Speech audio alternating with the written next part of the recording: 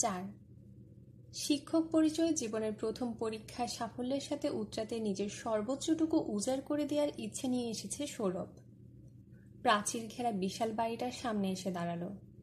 শার্টের গোটানো হাতা ছাড়িয়ে শেষবারের মতো নিজেকে প্রস্তুত করে নিল। যতটা সম্ভব শিক্ষক সুলভ গাম্ভীর্য বজায় রেখে বাড়ির প্রধান ফটকও পার করল। দৌড় ঘণ্টির টিয়া পাখির মিষ্টি ডাকে সাড়া দিয়ে দরজা খুলল যে মেয়েটি, তাকে কেবল সুন্দর বিশেষণে প্রকাশ করা যাবে না, বরং বলা যায় মেয়েটি ভয়ঙ্কর সুন্দর। এক পলক দেখলেই মন ভালো হয়ে যায়। এমন সুদর্শনা মেয়েকে পড়ানোর ঝুঁকি সাকিব যে কি করে নিল? সৌরভ ভাবে তার বয়সের যে কোনো ছেলে একবার দেখেই এমন মেয়ের প্রেমে পড়তে বাধ্য। হৃদয়ের প্রথম ধাক্কা সামলে নিজেকে গুছিয়ে নিল। স্নেহাকে দেখে সৌরভ যতটা অবাক হয়েছে তার চেয়ে বেশি অবাক হয়েছে ওর কথা বলার ধরনে। অপরিচিত সৌরভকে দেখেও একেবারে স্বাভাবিক, সুস্থির। আমি আপনাকে চিনি, আপনি সৌরভ, সাকিব ভাইয়ার খুব ভালো বন্ধু, স্নেহা বলল। সৌরভের সেই মাথা নাড়ানোই স্বভাব।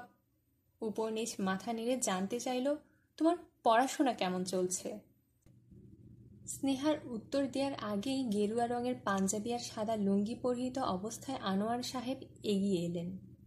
তার হাতে একটা দৈনিক পত্রিকা। এলোমেলো চুল আর সাদা গোফে তাকে অনেকটা আইনস্টাইনের মতো দেখাচ্ছিল। বাবার মতোই শান্ত হয়েছে স্নেহা। সাকিবের কাছে জেনেছে স্ত্রীর মৃত্যুর পর আনোয়ার সাহেব তার বিশাল সম্পত্তির অধিকাংশই দান করেছেন।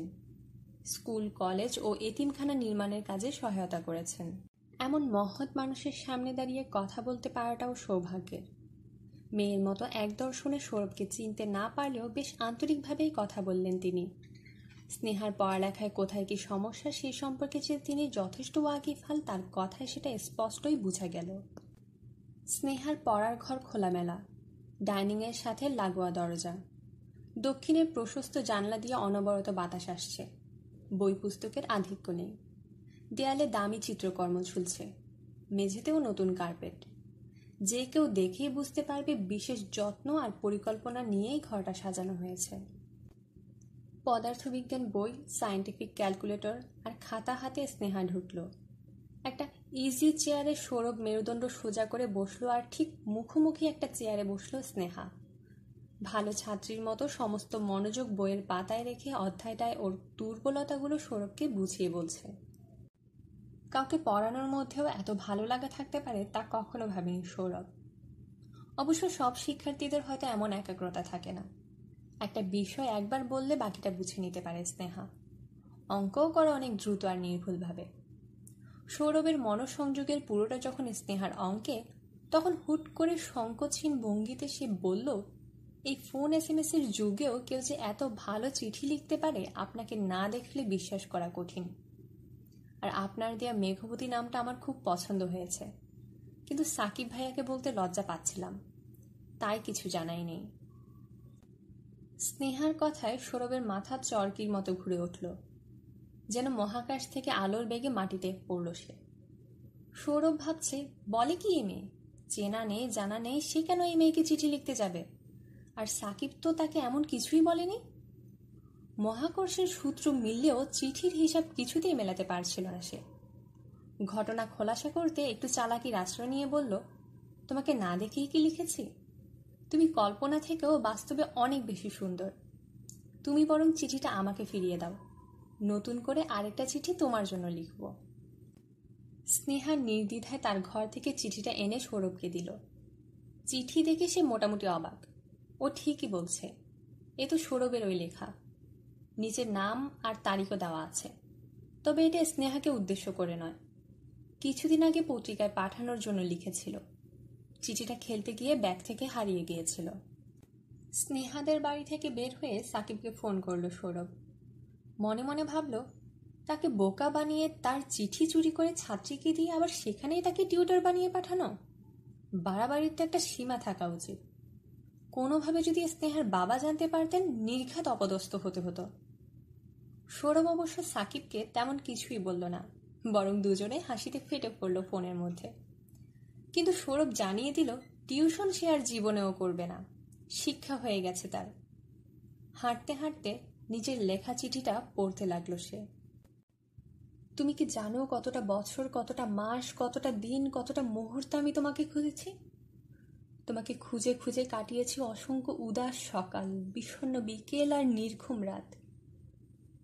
আচ্ছা, তুমি কি পারতে না আরও কিছুদিন আগে আসতে? কি এমন হতো বলো তো? আমার প্রতি কি কোনো অভিমান ছিল, নাকি এমনিতেই আশা হয়ে ওঠেনি? হয়তো তুমি সিদ্ধান্তহীনতায় ভুগছিলে, আসবে কি আসবে না।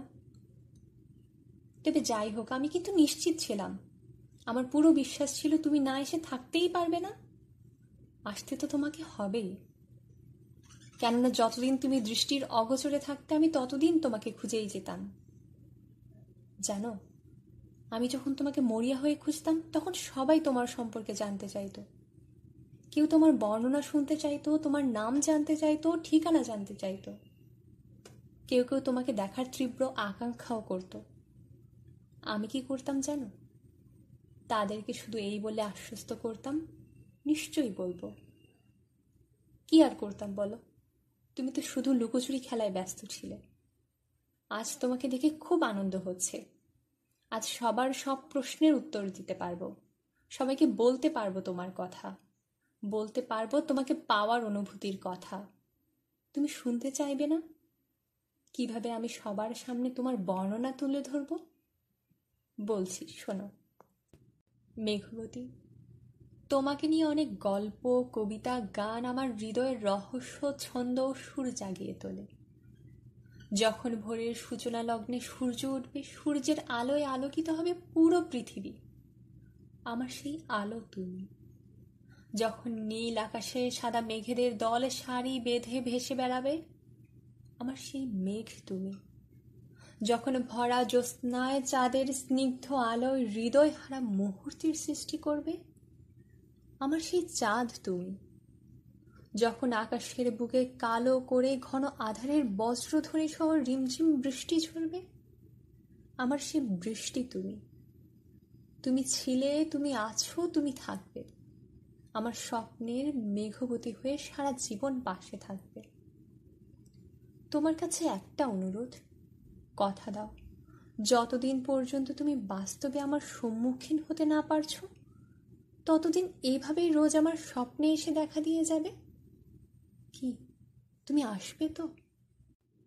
সৌরভ চিঠিটা পড়ে অদ্ভুত একটা মোহে আটকে রইল কিছুক্ষণ। চিঠিটা ডাক বক্সে জমা দিয়ে বাড়ি ফিরে প্রায় বছর দেড়েক পরে গ্রামের বাড়ি আসে সৌরভ। ছোট খালামণির বিয়ের কার্ড পৌঁছানোর দায়িত্ব দিয়ে পাঠিয়েছে তার নানি। নাফিসার বিয়েতে আসতে পারেনি শায়লা। সৌরভের তখন বার্ষিক পরীক্ষা চলছিল। বেশ ধুমধাম করেই নাকি সে বিয়ে হয়েছিল। নানির মুখে এ পর্যন্ত কম করে হলেও 20 বার এই গল্প শুনেছে সে। নানি একটু এরকমই, ওনার কথায় সবসময় একটা দম্ভ থাকে। অবশ্য নানির এ দম্ভের কারণ সৌরভ জানে। তার মায়ের প্রতি পোষে রাখার রাগ কিংবা ভেতরে লুকিয়ে রাখা তীব্র কষ্টের প্রকাশ নানির এই দম্ভ। নানির ইচ্ছে অন্তত ছোট মেয়ের বিয়েতে যেন পরিবারের সবাই উপস্থিত থাকে। সৌরভ কার্ড নিয়ে এসেছে ঠিকই, তবে তার মা এই বিয়েতেও যাবে না, এটা মোটামুটি নিশ্চিত সে। চাইলে 2 দিন ম্যানেজ করে আসাই যায়, তবে মায়ের কাছে কোনো না কোনো অজুহাত থাকবেই। নিজের বিয়ের ওই সাদামাটা আয়োজনের কথা ভুলতে পারেনি মা, তাই ইচ্ছে করেই বিয়ের অনুষ্ঠান এড়িয়ে যায়। হয়তো এবার সঞ্জিতার পরীক্ষার অজুহাত দিবেন, যদিও পরীক্ষার ব্যাপারটা সত্যি। গ্রামের বাড়ি এসে সুপারি গাছের সাথে হেলান দেয়া কাঠের চেয়ারটা দেখে সৌরভ অবাক হয়। এখানে বসে কত গল্প উপন্যাস পড়েছে সে ভাবে এখন হয়তো এই চেয়ারে বসে বই পড়ে সঞ্জিতা। বিকেলে গড়িয়ে সন্ধ্যা, সন্ধ্যা গড়িয়ে রাত। পরদিন সকালে বাজারে যাওয়ার পথে থমকে দাঁড়ায় সৌরভ। পেছন থেকে কার যেন ডাক শুনতে পায়, এই সৌরভ। পরিচিত মেয়েলি কণ্ঠস্বরটা শুনে খুশি মনে পেছন ফেরে সে। কেমন আছো সীমা? আমি সেদিনের পর তোমার জন্য কত অপেক্ষা করলাম, কোথায় ছিলে তুমি? শহরে যাওয়ার আগেও একবার দেখা করতে চেয়েছিলাম, তোমার তো কোনো হদিসই পেলাম না। আজ অবাক হয়ে তাকিয়ে আছে সীমা। এই সৌরভকে একদম অচেনা লাগছে তার। যে ছেলে মোটেও কথা বলতো না আজ অনর্গল কথা বলেই চলেছে। সৌরভকে থামিয়ে দিয়ে সীমা বলে, পত্রিকায় তোমার লেখাটা পড়লাম, খুব ভালো লিখেছ। শুনে অবাক হয় সৌরভ। সে জানেও না লেখাটা কখন ছেপেছে।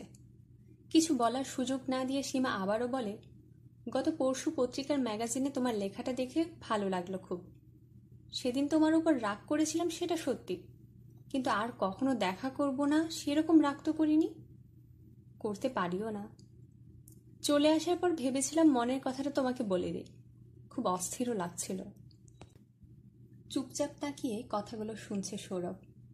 সীমার চোখে মুখে বেয়ে অনেক দিনের জমানো অভিমানের মেঘ গলে কথার বৃষ্টি ঝরছে যেন। সীমা বলেই চলছে, আমার এক পিসির সাথে খুব সখ্যতা, তাকে সব খুলে বললাম। এরপর আর তোমার সামনে যাওয়ার সাহস হয়নি। কেন, কি এমন বলেছে তোমার পিসি? তোমাকে প্রচণ্ড ভালো লাগতো সৌরভ, কিন্তু আমি ভুলেই গিয়েছিলাম আমরা হলাম হিন্দু ধর্মের আর তোমরা মুসলিম। কেমন নির্মমভাবে কথাটা বলে সীমা। কৌতূহল ভরা চোখে সৌরভ প্রশ্ন করে, তুমি আমাকে ভালোবাসো সীমা? এখনো বুঝার বাকি রয়ে গেছে তোমার? সৌরভ পাল্টা প্রশ্ন করে, ভালোবাসার কাছে ধর্মের বাধা হার মানতে পারে না? সীমা মৃদু হেসে বলে, অনেক দেরি হয়ে গেছে সৌরভ। তুমি শহরে যাওয়ার মাস দেড়েক পরে আমার বিয়ে হয়ে যায়। পিসির কাছ থেকে কেমন করে যেন বাবার কানে চলে যায় কথাটা। তখন সমাজের কথা ভেবে তড়িঘড়ি করেই আমার বিয়ে ঠিক করেন বাবা। প্রথমে আমি আপত্তি করলেও পরে আর অমত করিনি। করবই বা কেন বলো? তুমি তো আর আমার ভালো লাগাটুকুও বুঝতেও পারোনি। সৌরভের চোখ মুখ থেকে হাসির রেখা হারিয়ে যায়। দীর্ঘ নিঃশ্বাস নিয়ে বলে, যাক, ভালো আছো তো তুমি? এবার উত্তরে হ্যাঁ সূচক মাথা নাড়ালো সীমা, যেভাবে সৌরভ করত। আর কথা না বাড়িয়ে সেখান থেকে চলে গেল সীমা। সৌরভ স্থির দাঁড়িয়ে থেকে সে চলে যাওয়া দেখছিল। তাকে চলে যেতে আগেও দেখেছে সে, কিন্তু আজকের যাওয়ার দৃশ্যটা অন্য সব সময়ের চেয়ে আলাদা। সৌরভ ভাবে সীমা অন্য জগতে চলে যাচ্ছে আজ, হয়তো অনেক আগেই গিয়েছে। কেন যেন সৌরভের খুব কাঁদতে ইচ্ছা করছে, অথচ পারছে না। শুধু নিষ্পলক তাকিয়ে আছে সীমার চলে যাওয়ার পথটার দিকে।